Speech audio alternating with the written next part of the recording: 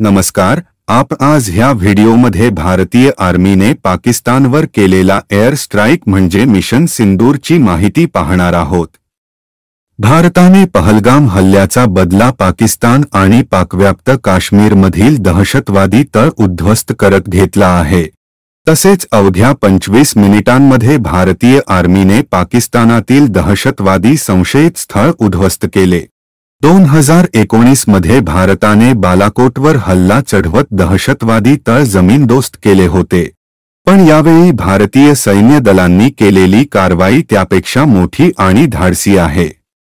भारताने पाकिस्तानात असलेले दहशतवादी तळ बेचिराख केले आहेत। विशेष म्हणजे अवघ्या 25 मिनिटांत भारतीय सैन्याने ऑपरेशन सिंदूर यशस्वी केले। 1971 नंतर भारताच्या तिन्ही सुरक्षा दलांनी पहिल्यांदाच संयुक्त कारवाई केली आहे, त्यामुळे या कारवाईचे महत्त्व मोठे आहे। जैश-ए-मोहम्मद, लष्कर-ए-तैयबा या दहशतवादी संघटनांचे तळ भारतीय सैन्याने जमीनदोस्त केले आहे।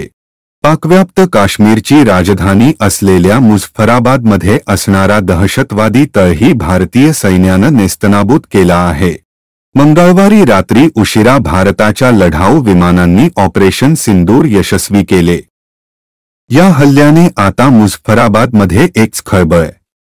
हल्ल्यावेळी शहरातील परिस्थिती नेमकी कशी होती याची माहिती मुझफ्फराबादच्या रहिवाशांनी वृत्तवाहिन्यांना दिली।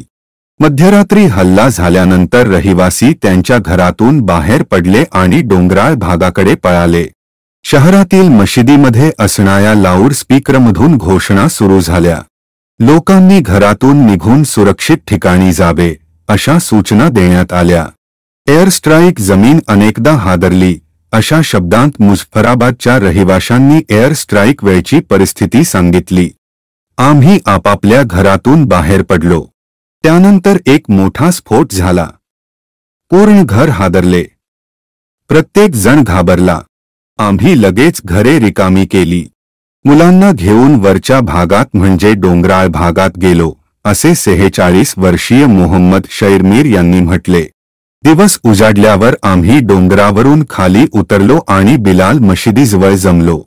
सकाळ होताच सुरक्षा दलाचा मोठा फौजफाटा परिसरात पोहोचला अशी माहिती मुझफ्फराबादच्या रहिवाशांनी दिली।